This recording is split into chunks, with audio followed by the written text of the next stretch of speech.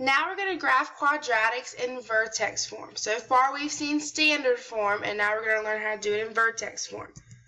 So what is vertex form? It is a times the quantity x minus h squared plus k. Okay, so remember with standard form, we had ax squared plus bx plus c. Okay, now I've got, instead of a, b, c, I've got a, h, and k. That a is the same a.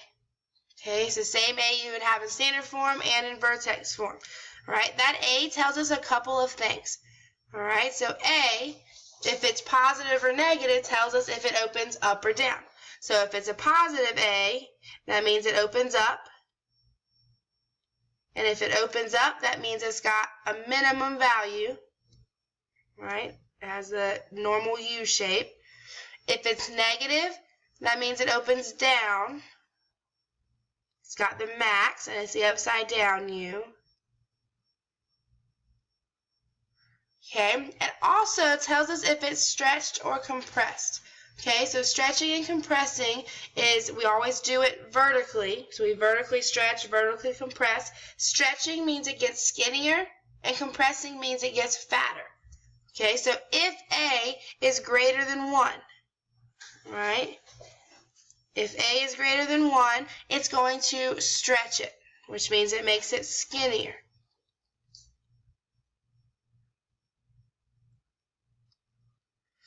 All right, if A is between 0 and 1, okay, it is going to compress,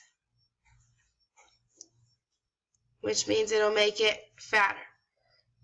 Okay, now again, if A is less than 0, that means it's negative, and the negative just means it opens down. We still look at the absolute value of A for determining if it's stretched or compressed. All right, so we're looking at just what the value of A is itself without any negatives. Okay, the other ones, we got H and we got K. H is horizontal.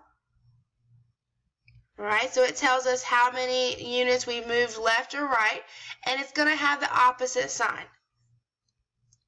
All right, and we'll see that in a minute when we get to our examples.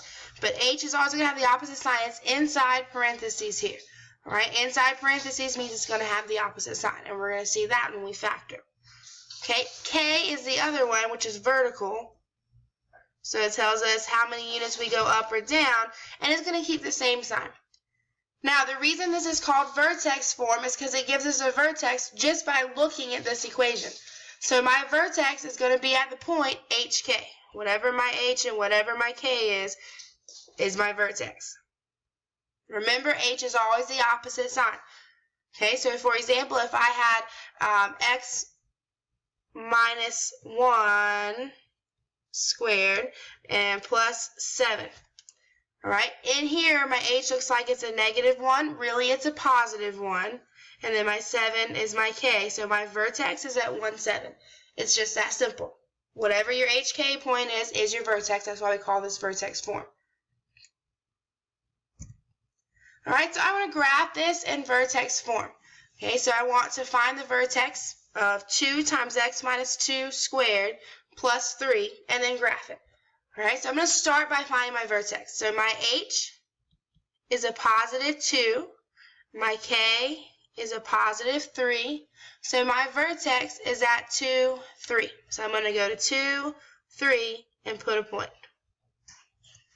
All right, this 2 is the other thing I'm going to use to help me graph. All right, that 2 tells me 2 things. 1, it's going to open up because it's positive. So I'm going to have a minimum value, and my graph is going to look like a U. Also, it tells me it's going to be skinnier than my normal graph. Okay, so it's stretched by a factor of 2.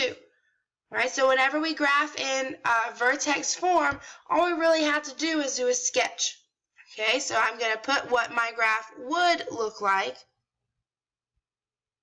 Okay, if it was not stretched or compressed, I'd have my vertex here, it would open up. But because I know that it's stretched by 2, I'm going to put my graph on the inside. Now this is just a sketch. I'm looking for a couple things. I'm looking for, 1, that you can find the vertex. All right, then I'm looking to see that you can tell me if it opens up or down and if it's stretched or compressed. That's all I'm looking for whenever we're graphing in vertex form. We're just going to sketch. So we got my vertex. I'm going to put my sketch of what it would look like normally if it was not stretched or compressed. And then I'm going to put my solid line showing that it's skinnier than what it would have been. Okay, another example. I want to find the vertex and graph f of x equals -1/2 times x plus 1 minus 1. So my h, remember it's always the opposite sign. So right here it's a positive 1. That means h is -1. My k is on the outside with the same sign, so it's also -1. So my vertex is at -1, -1. So I go on my graph, -1, -1, put my vertex. Looking at my a value is -1/2. Okay, so that tells me two things. The negative means it opens down, it's reflected, all right? And the 1/2 means it's compressed, so it's going to be fatter than normal. All right, so I'm going to do a dotted line going down just to show what it could look like without being stretched or compressed. Just a sketch, doesn't have to be exact. And then I'm going to make it fatter. All right, so I'm going to put it out here just to show that I know that it's being compressed by 1/2. So it's going to be fatter, it's going to be wider than my original graph. All right, so I found my vertex, I put my sketch of opening down from what it would look like, and then I put my final graph, a sketch of my final graph based on the fact that it's going to be stretched out, or excuse me, compressed. The last thing we're going to look at is going back and forth between standard and vertex form. Okay, so vertex form is a times x minus h squared plus k, right, where hk is my vertex. Standard form is ax squared plus bx plus c. All right, remember the one thing they have in common is a, so that's going to stay the same for both. Okay, so if I know that 3 is my a for this one, when I put it in standard form, it's also going to have an a of 3.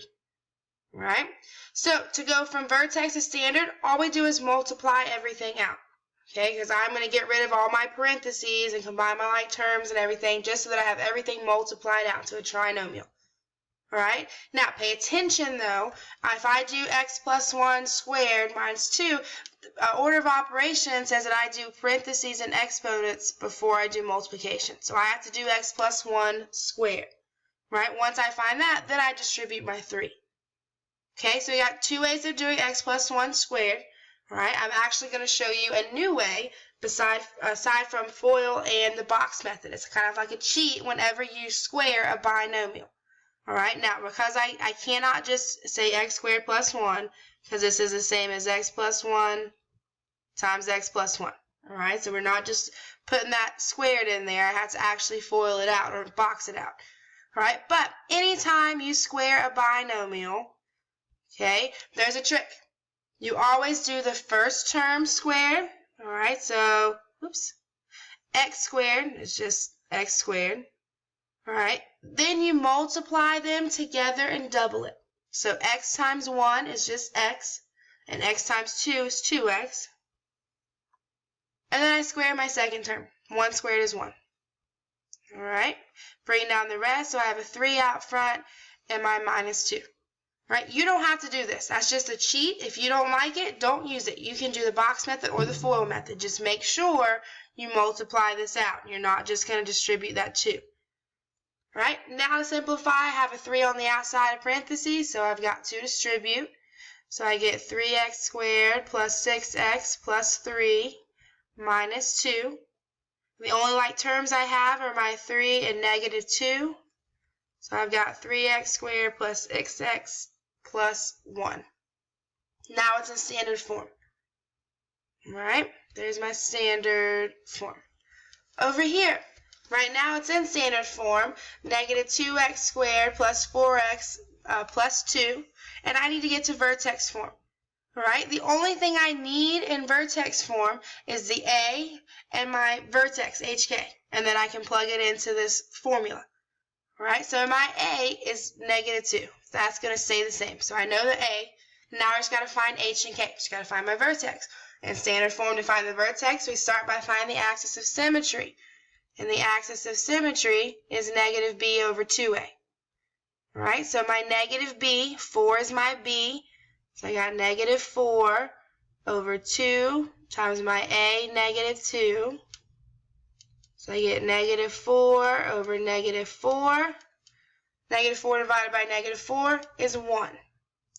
Okay, so my vertex, the x value is 1. All right, now I got to find this y value. So to find the y, if I know an x, I just plug in the x. All right, so I got negative 2 times 1 squared plus 4 times 1 plus 2. All right, order of operations, I do 1 squared first, which is just 1, and negative 2 times 1 is negative 2. 4 times 1 is 4, and my plus 2. Negative 2 plus 4 is 2. 2 plus 2 is 4. So now this is my y value. All right, so my vertex is at 1, 4. That means my h is 1, my k is 4, so now I just plug it in. So my a is negative 2. Then I have x minus my h, 1 squared, and then my k on the outside, which is a positive 4, so I do plus 4. Now we're in vertex form.